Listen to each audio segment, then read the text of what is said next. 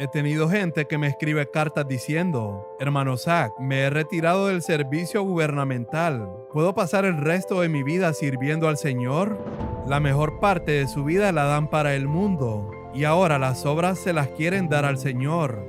Me han robado los diezmos y ofrendas que me corresponden. Este es el versículo favorito de muchos pastores. No le seas infiel a tu esposa, pues yo odio el divorcio. Desafortunadamente, incluso el divorcio se ha levantado en la iglesia cristiana, particularmente en los países occidentales donde los pastores se divorcian y se vuelven a casar. Ustedes han tratado mi nombre con desprecio. Se preocupan más por los ricos de sus congregaciones que por mí, dice el Señor. No les importa mi palabra, solo quieren mantener a toda esta gente rica y ganar dinero de ellos. Así que durante 400 años Dios dijo, no más profetas, ya me cansé de hablarles, no voy a hablarles más. Ahora lo único que les queda es el juicio.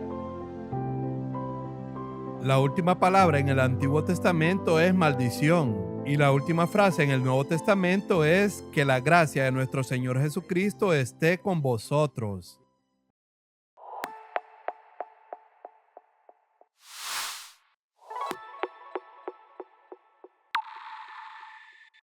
Bien, pasamos ahora al último libro del Antiguo Testamento.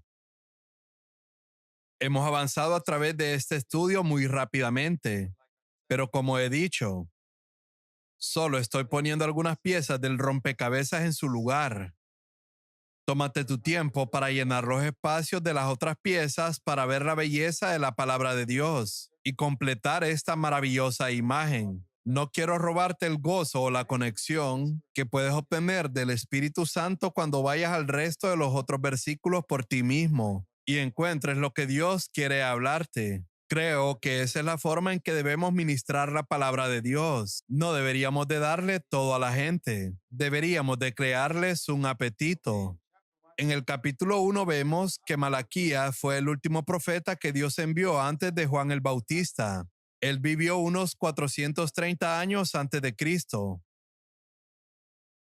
y vivió hacia el final de la época de Nehemías. Probablemente él fue contemporáneo de Nehemías. Algunos de los pecados que se describen en el capítulo 2 y 3 son similares a los pecados que se leen en el capítulo 13 de Nehemías. La condición del pueblo de Dios era bastante mala y las advertencias de Nehemías no parecían tener mucho efecto. Cuando Nehemías regresó, estas personas continuaron viviendo en pecado. La palabra Malaquías significa mi mensajero.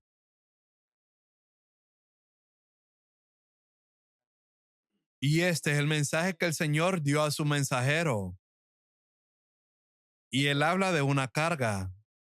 Observa que los profetas siempre hablaron de una carga, una carga, una carga. La carga que Dios pone en tu corazón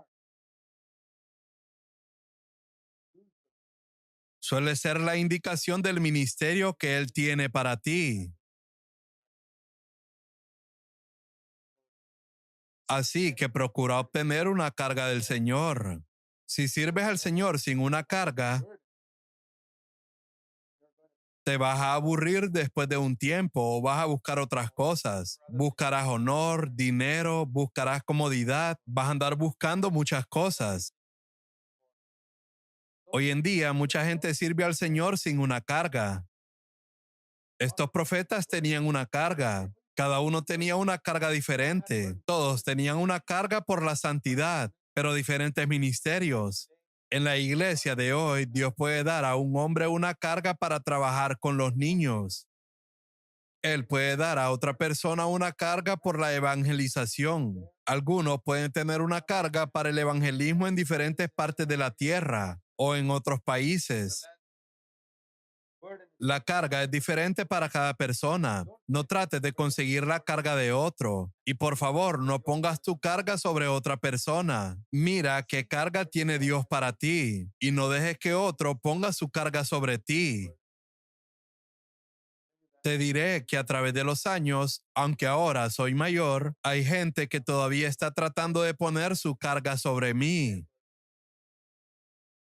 Ahora, si es para llevar sus cargas, está bien, pero ellos están tratando de que yo tenga su carga. Y durante 35 años me he resistido a ello. Y por eso he cumplido el ministerio que Dios ha querido que yo cumpla.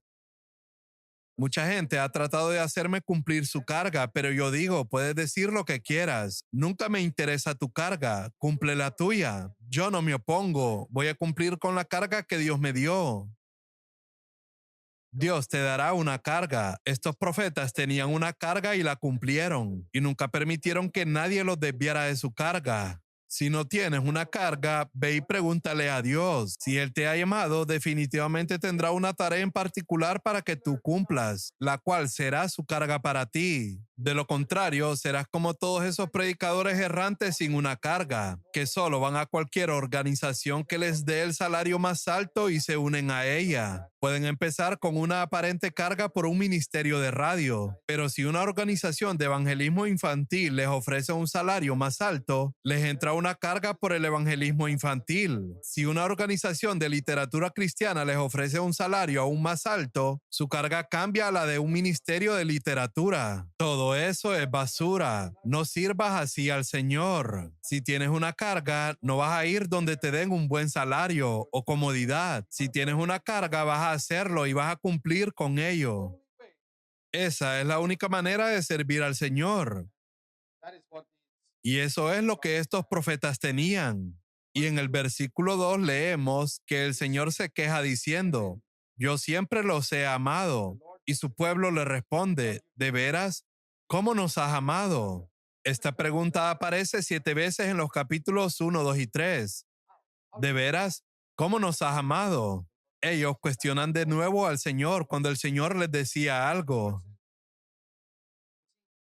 Y fíjate en esto, lo primero y algo muy importante que debemos de ver aquí es que ellos cuestionan el amor de Dios. ¿Sabes que así comienza el pecado en una vida? Cuando el diablo quiso tentar a Eva, él puso en su corazón una pequeña duda acerca del amor de Dios. ¿Crees que de verdad Dios te ama como para no darte de este hermoso fruto? Una vez que ella tuvo una pequeña duda sobre el amor de Dios, dijo, sí, tal vez Dios no me ama. Y rápidamente ella pecó. Cuando el Señor oró por Pedro en Lucas capítulo 22, Él le dijo, Satanás ha pedido zarandear a cada uno de ustedes como si fueran trigo, pero yo he rogado en oración por ti, Simón, para que tu fe no falle. ¿Por qué? Para que incluso después de que Pedro hubiera caído en lo más profundo del pecado, él siguiera creyendo que Dios le amaba. Eso es fe. Eso es lo que tenía el hijo pródigo después de haber arruinado su vida y haberlo perdido todo. Él creía una cosa, que su padre aún le amaba y regresó a casa. Así que podemos caer y estropear nuestra vida, pero cuando llegues a ese punto, hermano y hermana, no pierdas la fe de que Dios todavía te ama. Aférrate a eso cuando hayas perdido todo lo demás en el mundo. Aférrate al hecho de que Dios te ama. Eso es lo primero y lo más importante. En los versículos 2 al 5, él habla de la manera soberana en que escogió a Jacob. Yo les he demostrado mi amor de la siguiente manera. Amé a su antepasado Jacob, pero rechacé a su hermano Esaú. Convertí la herencia de Esaú en un desierto para chacales. Puede ser que intenten reconstruirlas, pero yo las derribaré de nuevo y los llamarán territorio impío, pueblo con quien el Señor está para siempre enojado, pero yo te he elegido a ti. Entonces, ¿cuál es la prueba de que Dios nos ama? Cristo murió por nosotros. Esa es una prueba. Y Él nos escogió de entre millones de personas en el mundo para estar entre los muy pocos que pueden encontrar un camino a la vida. Esa es la mayor prueba del amor de Dios. ¿Por qué Él habría de elegirme? ¿Por qué Él debería de elegirte a ti, hermano mío? ¿Es porque eras más justo que los demás? Yo ciertamente no lo era. Tengo parientes que son inconversos. Y te digo que Dios sabe y yo sé que yo no era mejor que ellos. Dios no me escogió porque yo fuera mejor hombre. Dios no te escogió porque fueras mejor que los demás. Nos eligió porque éramos pecadores. Él vino a llamar a los pecadores y no a los justos. Yo no era una persona justa. Yo era un pecador a quien Dios recogió de la cuneta. Y esa es para mí la mayor prueba que nunca olvidaré de que Dios me ama. Y quiero decirles a todos ustedes, nunca olviden, entre millones de personas, Dios te escogió y escribió tu nombre en el libro de la vida. Esa es su elección soberana. Dice que antes de que los hijos de Rebeca hicieran el bien o el mal, Dios le dijo, yo he elegido a Jacob. Y si lees Romanos capítulo 9, ahí vemos la soberanía de Dios al elegir. Yo lo he elegido. No tiene nada que ver con las buenas obras. Dios me eligió. Y si piensas que tú elegiste primero al Señor, no es así. En Juan capítulo 15, verso 16, Jesús dice muy claramente, ustedes no me eligieron a mí, yo los elegí a ustedes. Yo te elegí, tú no me elegiste, nunca lo olvides. Esa es la marca del amor de Dios. En el versículo 6 leemos que el Señor Todopoderoso dice algo a los sacerdotes. Y fíjate cómo de nuevo Dios habla primero a los líderes. A lo largo de la historia de Israel, creo que fueron los líderes quienes los llevaron hacia el pecado. Y son los líderes los que han llevado a la iglesia hacia la corrupción y a la mundanalidad. Y es por eso que de vez en cuando en la historia del Antiguo Testamento Dios enviaba a un profeta. Rara vez, una vez cada 100 años, vendría un profeta a hablarles a todos esos sacerdotes, a los príncipes y líderes oficiales de Israel. Y él sería odiado, perseguido y nunca lo dejarían predicar en sus grupos. Lo echarían y dirían que estaba predicando falsas enseñanzas. Pero ese profeta era diferente. Él no quería el dinero de nadie. Él proclamaba la verdad y ofendía a mucha gente, especialmente a los líderes. Y ha sido lo mismo a lo largo de la historia de la iglesia. Los líderes oficiales no hablan la palabra de Dios proféticamente y llevan a la iglesia hacia la corrupción y a la mundanalidad. Pero de vez en cuando Dios enviará a un profeta para proclamar la palabra de Dios. E invariablemente ese profeta será incomprendido y rechazado, excepto por unas pocas personas. Y Malaquías le dice a los sacerdotes y a los líderes, se supone que ustedes deben ser líderes. Bien, escuchen esto. Un hijo honra a su padre y un sirviente respeta a su señor. Si yo soy su padre y su señor, ¿dónde está el honor y el respeto que merezco? Ustedes han tratado mi nombre con desprecio. Se preocupan más por los ricos de sus congregaciones que por mí, dice el Señor. No les importa mi palabra. Solo quieren mantener a toda esta gente rica y ganar dinero de ellos. ¿Dónde me honras? ¿Soy realmente tu padre? ¿Soy realmente tu Señor? ¿Qué clase de ofrendas me has dado? Me has dado ofrendas que están profanadas. Así que esta gente, como líderes, querían el honor del pueblo, pero ellos mismos no querían honrar a Dios. Querían autoridad sobre el pueblo, pero no querían que el Señor tuviera autoridad sobre ellos. ¿Recuerdas que el centurión romano le dijo a Jesús, estoy bajo la autoridad de mis oficiales superiores y tengo autoridad sobre mis soldados? Solo tengo que decir, vayan y ellos van, o vengan y ellos vienen. ¿Quieres que tus hijos te respeten y tú no respetas a Dios? ¿Quieres que tu esposa te respete y tú no respetas a Dios? Eso es lo que el Señor está diciendo. ¿Cómo puedes exigir respeto a tu esposa si no me respetas a mí?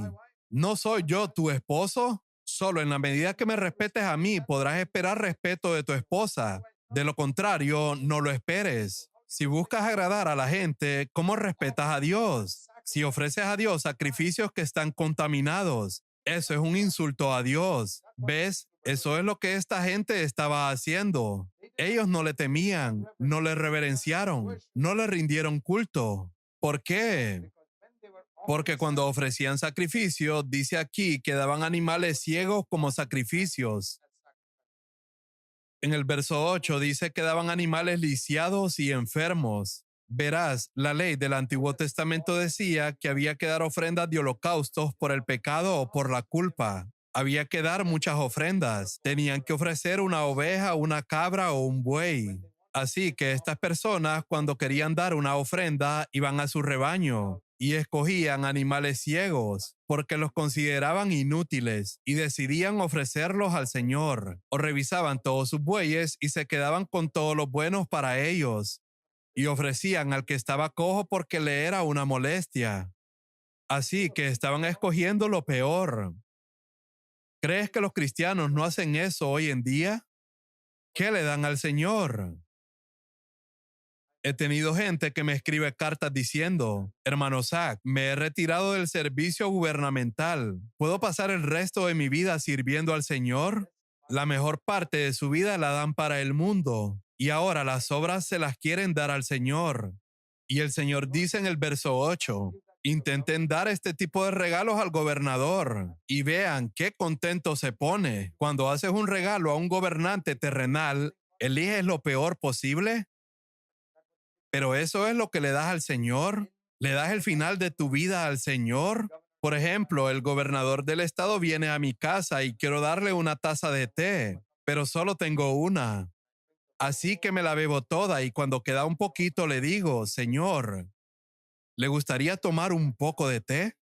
Esto es lo que la gente le está haciendo al Señor. Viven para el mundo y luego, cuando están a punto de retirarse con un pie en la tumba, dicen, Señor, me gustaría hacer algo para ti. ¿Puedo unirme a alguna organización y también ganar algo de dinero en el nombre de Jesús ahora que me he jubilado? Eso es basura. La cristiandad está llena de eso. Y en tu juventud, cuando eres joven, da lo mejor de ti al Señor. ¿Y qué acerca del dinero? Es lo mismo. Ellos dicen, la mejor parte de mi dinero es para mí. Y luego, después de haber bebido todo lo posible, después de haber gastado todo el dinero para mí como sea posible, cuando queda un poco le digo, Señor, ¿quiere una taza de té? Aquí hay algo para ti.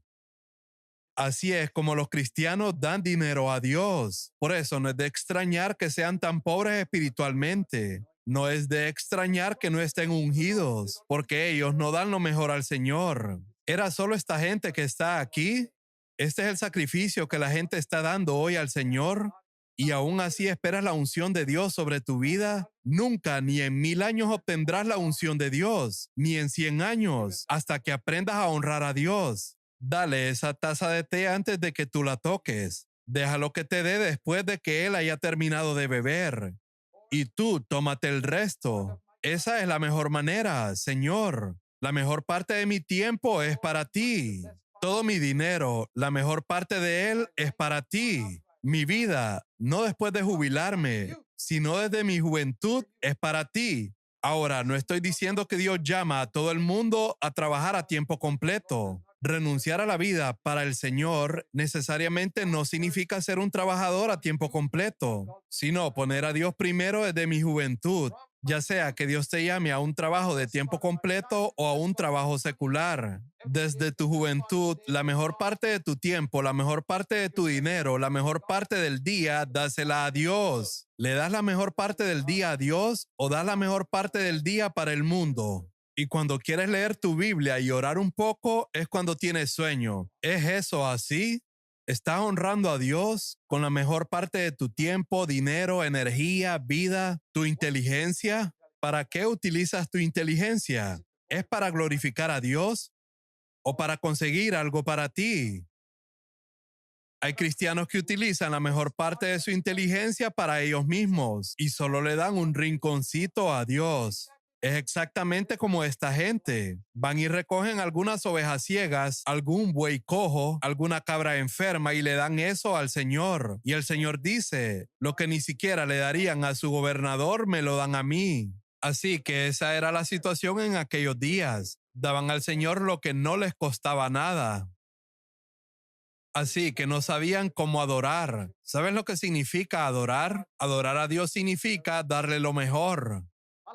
Malaquías tiene un mensaje para nuestro tiempo, porque él fue el último profeta antes de la venida del Señor, es decir, excluyendo a Juan el Bautista, que vino en tiempos de Jesús. Él era el último profeta. Israel rechazó su mensaje. Así que durante 400 años Dios dijo, no más profetas, ya me cansé de hablarles, no voy a hablarles más. Ahora lo único que les queda es el juicio. Y si nos fijamos en las condiciones de la cristiandad de hoy, Es la misma condición que en el tiempo de Malaquías. Y necesitamos profetas en la cristiandad de hoy con el mensaje de Malaquías para preparar a la gente para la venida del Señor. En el verso 11 dice, pero mi nombre va a ser honrado, y en todos los lugares del mundo habrá un testimonio puro de mi nombre. Esto es lo que Dios desea en cada parte del mundo, desde la salida del sol hasta su puesta. Lo que Dios está buscando en cada parte de la India y del mundo no es una gran ofrenda, sino una ofrenda pura. No busca un buey grande. ¿Para qué sirve un buey grande si está enfermo? Que sea un cordero pequeño, pero debe estar sano, un cordero sin mancha. Así decía el Antiguo Testamento. No dice que debe ser un cordero grande, pero debe ser un cordero sin defecto. Si traes un buey, no dice cuántos kilos debe de pesar el buey, pero sí dice que debe estar libre de enfermedades. ¿Cuál es el énfasis en todos estos mandamientos? Calidad, calidad, calidad. No tamaño ni peso, sino calidad y que esté libre de enfermedad. Eso es lo que el Señor busca aún hoy. Una ofrenda pura, no una ofrenda grande. Cuando edifiques una iglesia, asegúrate de que sea una iglesia pura, incluso si no es grande. Mucha gente quiere una iglesia grande. Bueno, alabado sea el Señor si puedes conseguir una iglesia grande. Si puedes conseguir un buey grande y dárselo a Dios, está bien, pero asegúrate de que esté sano. De nada sirve dar uno enfermo, aunque sea grande. A Dios no le impresiona un buey enorme si está enfermo, cojo, ciego y sordo. Él preferiría una paloma pequeña que no esté enferma. Una persona podía traer eso, y eso sería más aceptable ante Dios que ese enorme toro que es ciego y sordo. Por favor, aprende esta lección del mensaje que Dios le dio a Malaquías. Y leemos aquí en el versículo 14 la palabra maldito. 7 veces en el libro de Malaquías aparece la palabra maldito. Y la última palabra en el Antiguo Testamento es maldito. ¿Lo sabías? Que dice esta palabra maldito, maldito, maldito, y 24 veces la palabra Jehová de los ejércitos, Señor de los ejércitos celestiales. Creo que Zacarías lo usó más de 50 veces. Jehová de los ejércitos, el Señor de los ejércitos celestiales, el general de los ejércitos del cielo. Ese es al que servimos.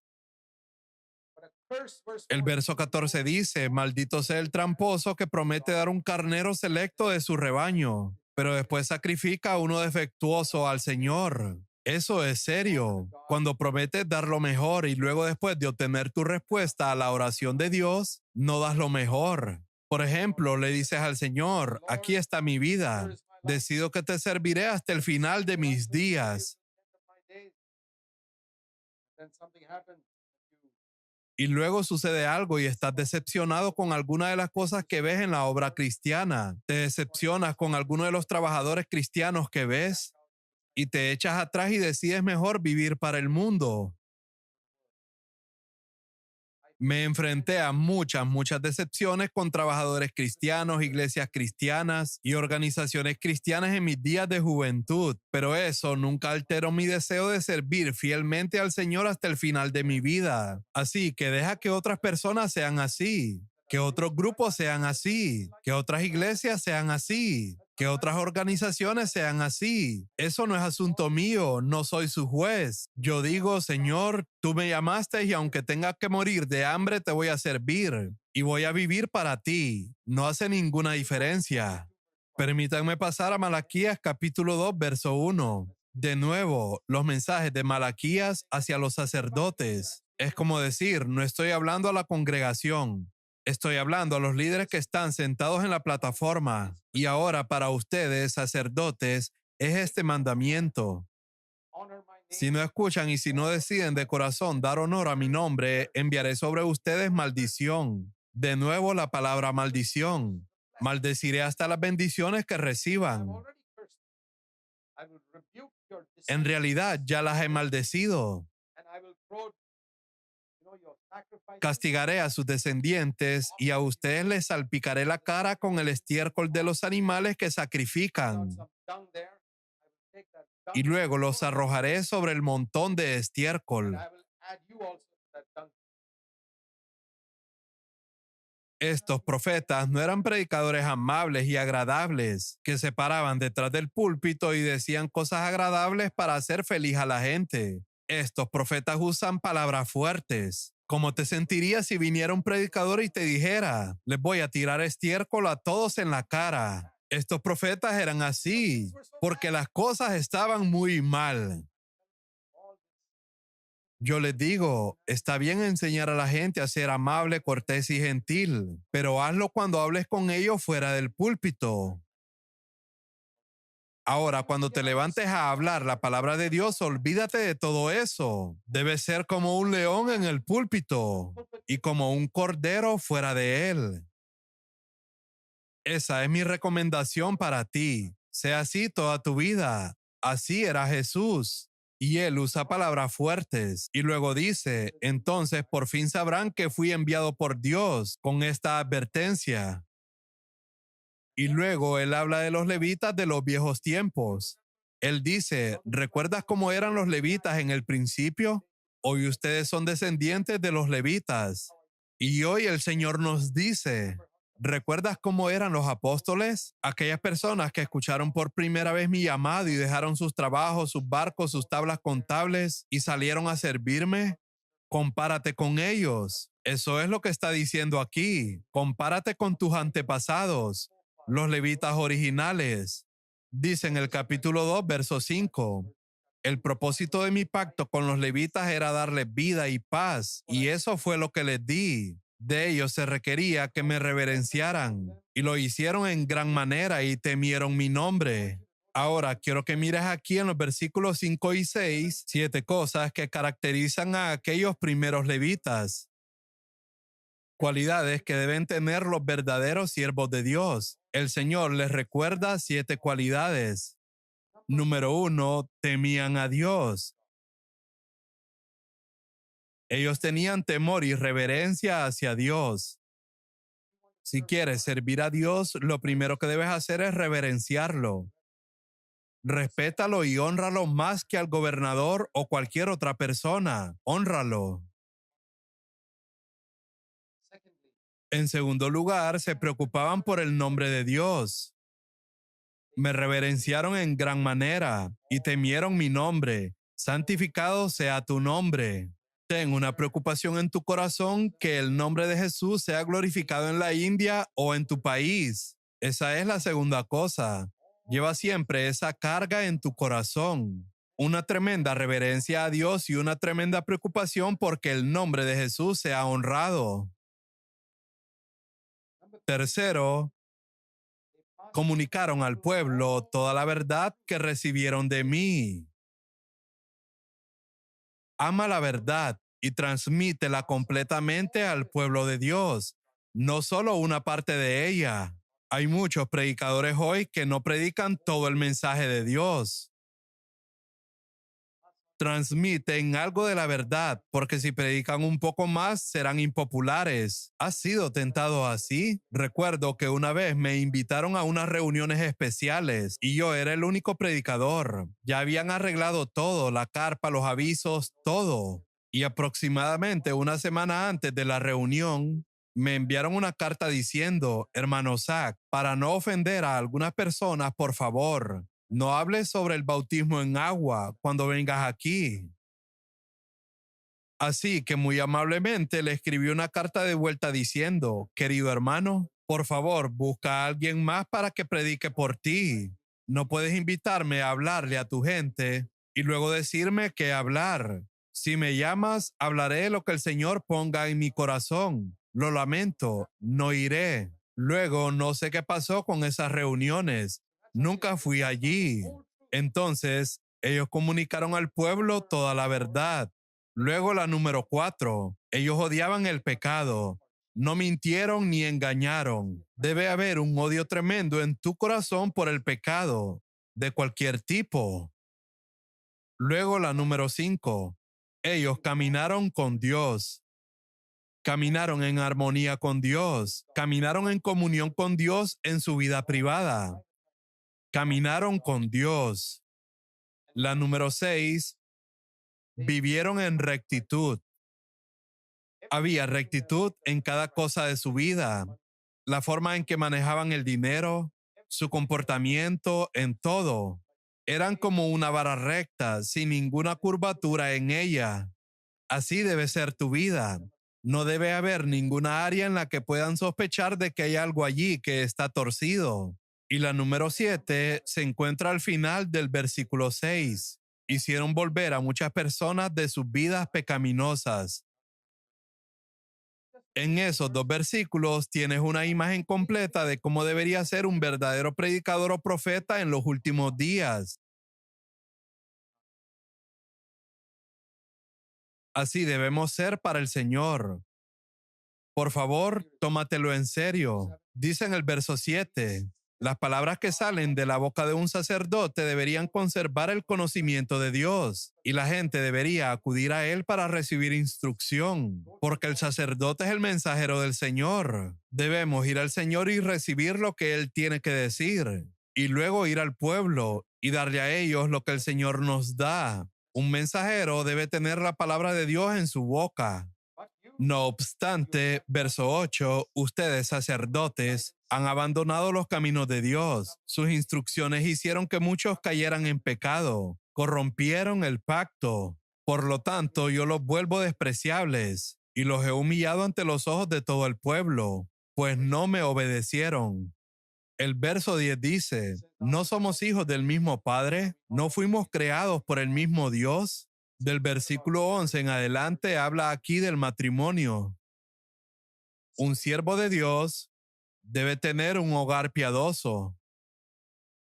Puede que no tengas una esposa piadosa. Job no tenía una esposa piadosa. Muchos siervos de Dios no tenían una esposa piadosa, pero ellos deben ser piadosos en la forma en que viven en su hogar, ya sea su esposa piadosa o no. Ese es el punto. No puedes hacer que tu esposa sea piadosa. Si tienes la mala suerte de tener una esposa impía, pues haz lo mejor que puedas. Es por eso que si no estás casado, es bueno pensar eso antes de casarte. ¿Te casas con alguien que esté interesado en seguir el mismo camino contigo o simplemente con alguien que tiene una cara bonita? Así que en el versículo 11 dice, Judá ha sido infiel al casarse con mujeres que rinden culto a ídolos.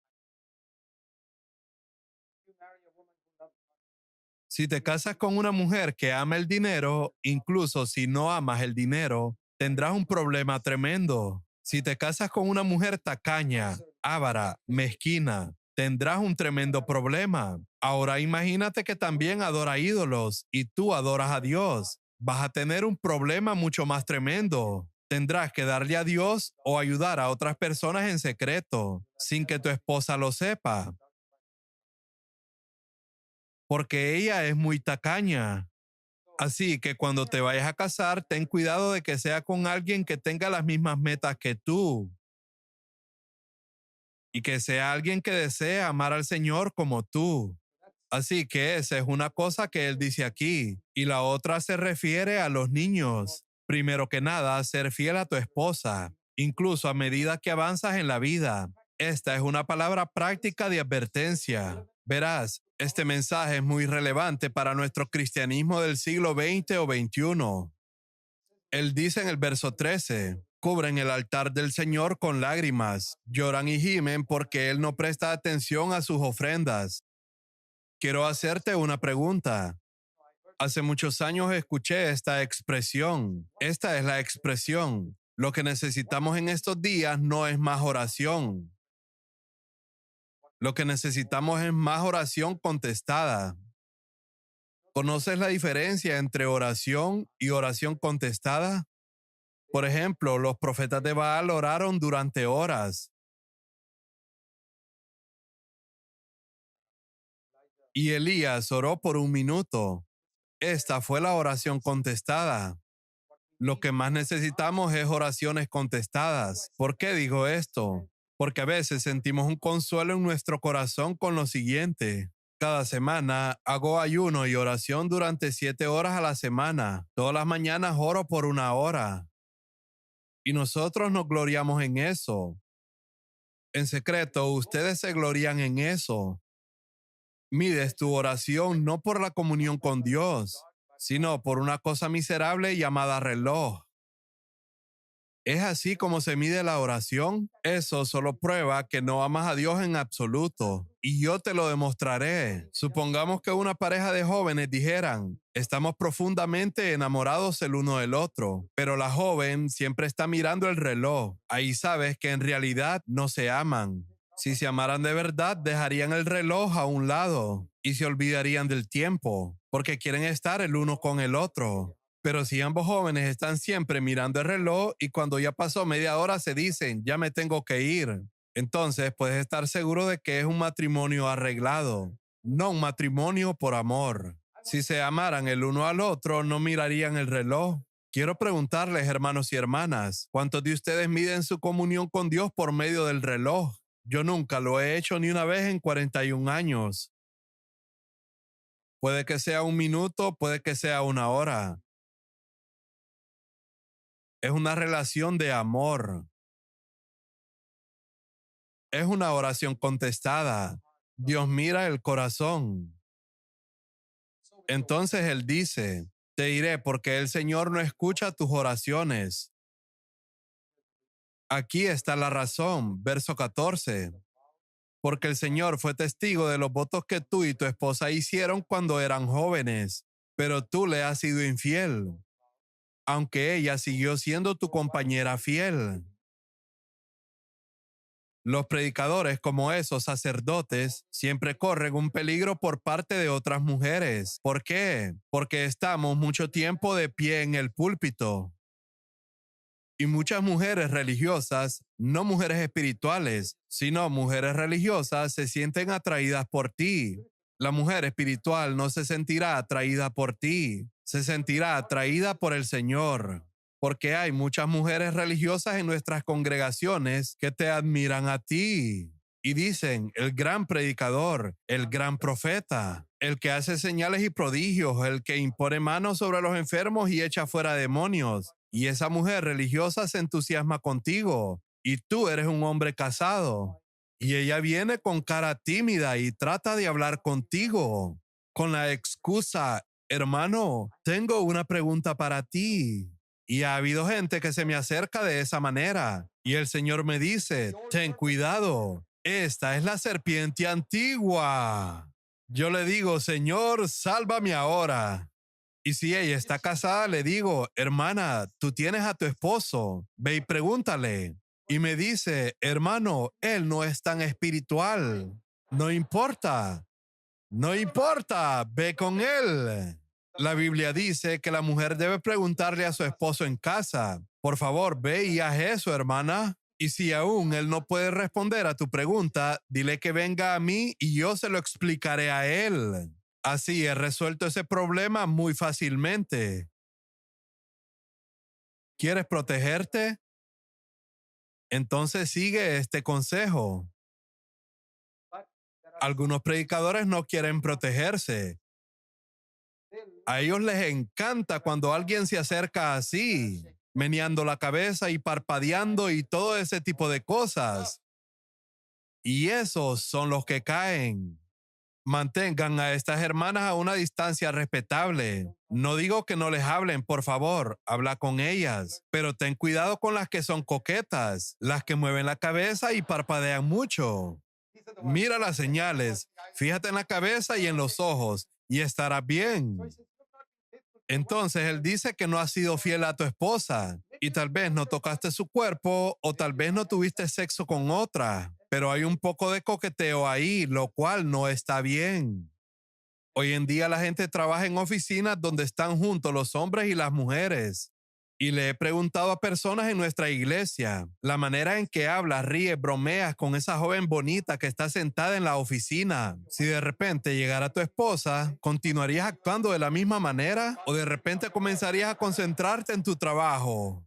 Yo digo, ¿qué es esto? Te estás aprovechando de que tu esposa no está sentada a tu lado. Y podrás decir, no le estoy tocando. Pero ¿por qué cambias tu forma de conversación si tu esposa está presente?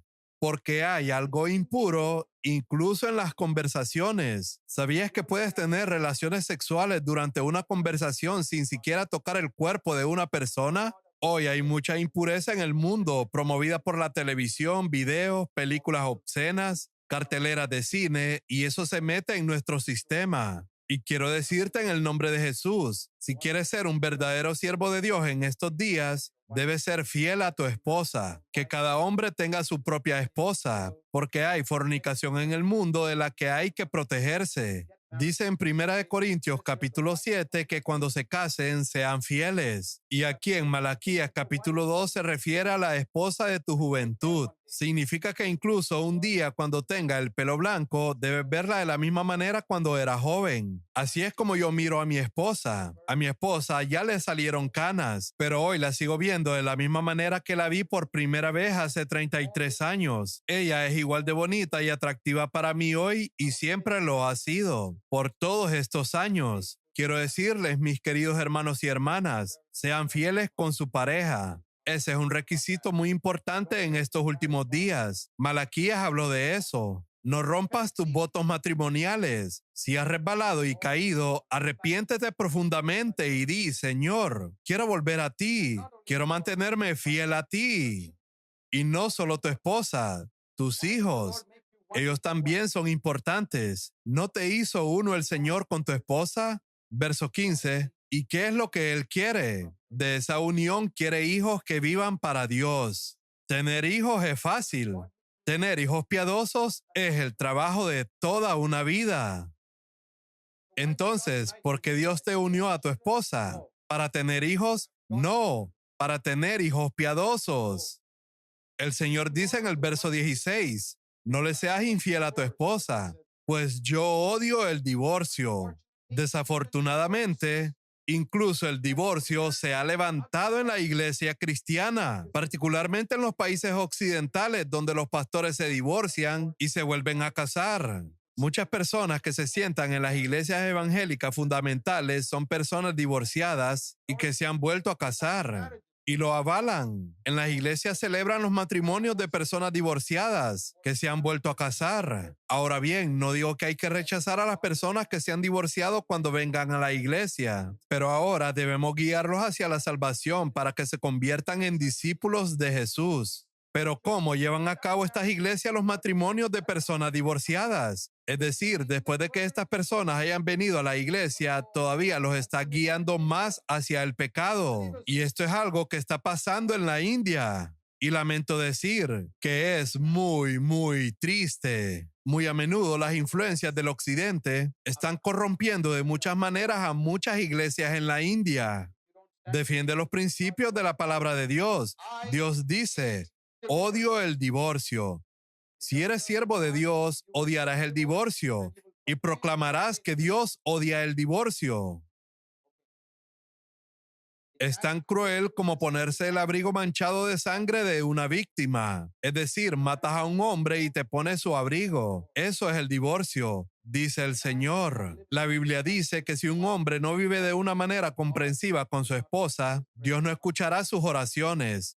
En Primera de Pedro capítulo 3, verso 7. Dios no escuchará la oración de un hombre si él no vive de una manera comprensiva y respetuosa. Si no respetas a tu esposa como coheredera de la gracia de la vida, ese versículo dice que cuando ores, Dios no te escuchará. Y la razón es porque no respetaste a tu esposa. Y lamento decir que aquí en la India muchos hombres no respetan a sus esposas. No valoran a sus esposas como coherederas. No oran juntos con sus esposas por nada. Solo oran con los hermanos de la iglesia. ¿Qué pasa con orar con tu esposa por algo? ¿Qué pasa con compartir cosas espirituales con tu esposa? Bueno, si tienes una esposa que no está interesada en estas cosas, es otra cosa. Pero antes de casarte, piensa en eso. Y busca con todo tu corazón la ayuda de Dios para criar a tus hijos de una manera piadosa. Debo decir que después de muchos años de estar en la obra del Señor y de observar a los siervos de Dios de varios tipos de denominaciones, puedo decir que tengo el mayor respeto hacia cualquier hombre que haya criado a sus hijos de una manera piadosa. Puede que tenga muchas otras debilidades, pero me quitaré el sombrero con respeto hacia ese hombre que crió a sus hijos de una manera piadosa. Ese es un tremendo testimonio en una época tan impía. No estoy diciendo que si un hombre está en el ministerio a tiempo completo, todos sus hijos deberían estar en el ministerio a tiempo completo. No estoy hablando de ministerio. El ministerio es el llamado de Dios. Estoy hablando de carácter. El carácter es 1.000.000 de veces más importante que el ministerio. Hay muchos predicadores cuyo objetivo es promover a sus hijos en su ministerio. Eso no podría importarme menos. Yo digo que debe haber carácter en el hombre y él debe impartir ese carácter a sus hijos. El carácter es primario. Hijos piadosos, no hijos predicadores, sino hijos piadosos. Eso es lo que dice aquí en el verso 15. Luego entramos en el capítulo 3. El Señor dice, yo envío a mi mensajero y él preparará el camino delante de mí. Ese es Juan el Bautista. Entonces el Señor al que ustedes buscan vendrá de repente a su templo, el mensajero del pacto. Este es Jesús. El primer mensajero es Juan el Bautista. El segundo mensajero es Jesucristo. El Señor al que ustedes buscan, Dios Todopoderoso, va a venir en carne y de repente entrará en la iglesia. Y él vendrá como un fuego abrasador que refina el metal. Cuando el Señor entre a su iglesia, ¿qué va a hacer? Él se va a sentar. No se va a quedar en pie porque este refinamiento lleva mucho tiempo. Nos ponemos de pie para hacer trabajos que podemos terminar rápidamente. Pero cuando nos sentamos a hacer algo, sabemos que nos llevará mucho tiempo. Por eso dice que se sienta y juzga como un refinador de plata, observando atentamente hasta que toda la escoria de la mundanalidad y el pecado sea quemado de tu vida. Purificará a los siervos de Dios, verso 3, refinándolos como el oro y la plata. ¿Y cuándo se detendrá? Se detendrá cuando ese oro se convierta como en un espejo, en el que él pueda ver su rostro. Cuando la semejanza de Cristo se vea en ti, entonces él dejará de refinarte. ¿Cuándo será eso? Cuando él vuelva.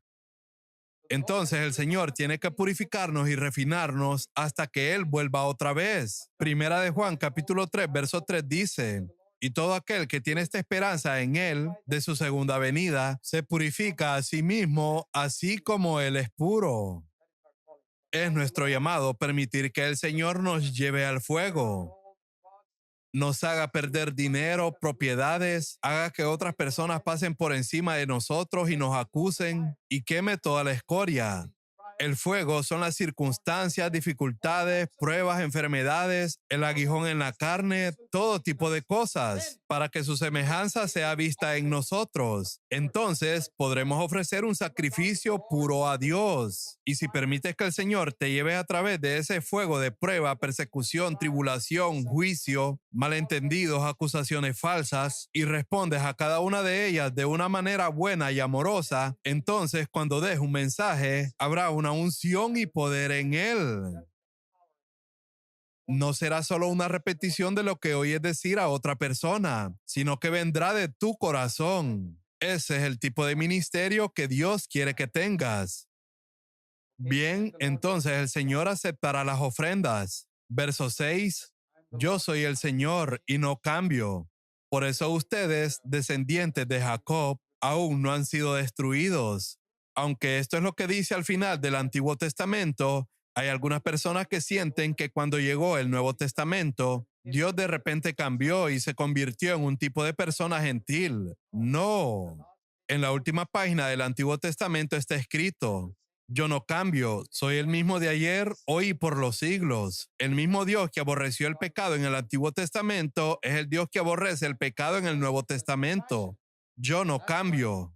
Fui misericordioso y compasivo. Por eso ustedes, descendientes de Jacob, no han sido destruidos. Él es rico en misericordia. Y luego pasa a otro tema en el versículo 8. ¿Debería el pueblo estafar a Dios? Sin embargo, ustedes me han estafado. Pero ustedes preguntan, ¿cuándo te hemos estafado? Me han robado los diezmos y ofrendas que me corresponden. Este es el versículo favorito de muchos pastores. Dice el verso 10, traed todos los diezmos al alfolí, y si no lo haces, serás maldecido. Si lo haces, te abriré las ventanas de los cielos. ¿Sabías que no se menciona que debes dar diezmo ni una sola vez después del día de Pentecostés? Cuando se instituyó el nuevo pacto, después de eso se menciona algo más difícil que el diezmo, dar. ¿Y qué tenemos que dar primero? Nuestros cuerpos. Así como se enfatizaba el diezmo en el Antiguo Testamento, en el Nuevo Testamento se enfatiza presentar nuestros cuerpos a Dios. Ellos ofrecían un cordero en el Antiguo Testamento. En el Nuevo Testamento Jesús fue ofrecido por nosotros. Así como ellos tenían un día de descanso llamado día de reposo en el Antiguo Testamento, en el Nuevo Testamento tenemos un descanso interior. En el Antiguo Testamento ofrecieron un diezmo. En el Nuevo Testamento ofrecemos nuestro cuerpo. Romanos capítulo 12, verso 1. Por lo tanto, amados hermanos, les ruego que entreguen sus cuerpos a Dios, en sacrificio vivo a Dios, no sus diezmos. Díganme, ¿qué significa ofrecer nuestro cuerpo? Significa que entrego mis ojos a Dios y no quiero volver a usarlos nunca más para mí. ¿Es eso más fácil? ¿O es más fácil darle el 10% de tus ingresos a Dios? Cualquier día es más fácil dar el 10% de tus ingresos. Por eso la gente habla del diezmo. Y generalmente mucha gente que toma ese versículo del Antiguo Testamento es porque los mismos predicadores son amantes del dinero y quieren el diezmo de todos. Y así es como estos pastores se enriquecen. Verás, si 10 personas dan la 10ª parte de sus ingresos, obtendrás el salario de un hombre, ¿verdad? Es simple multiplicación. 10 por 10 igual a 100. Entonces, 10 personas dan sus diezmos y obtienes el ingreso de un hombre. Eso es suficiente para mantener a un pastor. Pero cuando 100 personas dan sus diezmos, ¿qué le pasa a ese pastor? Él se vuelve millonario. Esto es lo que está pasando. Esto es el Antiguo Testamento. Te maldeciré. El Nuevo Testamento dice, entrega tu cuerpo. Déjame decirte que Dios no quiere tu dinero. Él quiere tu cuerpo. Y cuando le entregues tu cuerpo, siéntete feliz de darlo. Muy bien. Espero que eso libere a muchos de ustedes. Y déjame pasar a Malaquías capítulo 3, verso 16. Vemos ahí algunas características del remanente. Temen a Dios, son cuidadosos al hablar. He enfatizado muchas veces en estos días acerca de nuestra forma de hablar. Se preocupaban por el nombre de Dios y el Señor escribió otro libro. Este no es el libro de la vida de los que han nacido de nuevo. Es otro libro. Se llama el libro de memoria, un rollo de memorias. Y allí él escribe los nombres, verso 16, de los que le temen y de quienes aman pensar en él, quienes se preocupan por su nombre y que hablan entre sí del Señor y sobre su palabra, no quienes se ponen a chismear, y serán mi tesoro especial. Y en ese día los revelaré al mundo y les mostraré quiénes realmente sirvieron a Dios y quiénes eran esas otras personas que solo pretendían ser mis siervos. Van a distinguir entre el justo y el impío. En el capítulo 4 dice, la venida del Señor, el día del juicio se acerca. Y primero que nada, los orgullosos serán juzgados. Nota de nuevo el énfasis en el orgullo. Sin embargo, para ustedes que temen mi nombre, se levantará el sol de justicia. Dice en el verso 5, les envío al profeta Elías antes de que llegue el gran y terrible día del Señor. Juan el Bautista vino en el espíritu de Elías. Y en los últimos días antes del día grande y terrible del Señor, la iglesia y los ministros de la iglesia tienen que salir en el espíritu de Elías que estuvo en el monte Carmelo y dijo, si el Señor es Dios, sírvanle. No sirvas a dos dioses. No sirvas a Dios y a las riquezas. Elige en este día a quién quieres servir. ¿Vives para Dios o vives para este mundo? ¿Vives para Dios o vives para Mamón? Y harán volver el corazón de los padres hacia sus hijos y el corazón de los hijos hacia sus padres. Nuevamente, la brecha generacional se rompe. Como vimos en Zacarías, no hay brecha generacional. Padres e hijos en gloriosa comunión. No creas en estas sectas que separan a sus padres e hijos. Dios tenga misericordia de ustedes si van a separar a los padres de los hijos. Dios quiere unir a padres e hijos y a hijos y padres. De lo contrario, vendré y haré caer una maldición sobre la tierra. La última palabra en el Antiguo Testamento es maldición. Y la última frase en el Nuevo Testamento es que la gracia de nuestro Señor Jesucristo esté con vosotros. Así es como termina el Antiguo Testamento, con una maldición. Y esa maldición será totalmente levantada cuando Cristo regrese. Y hoy estamos llamados a preparar un pueblo para la venida del Señor. Oremos.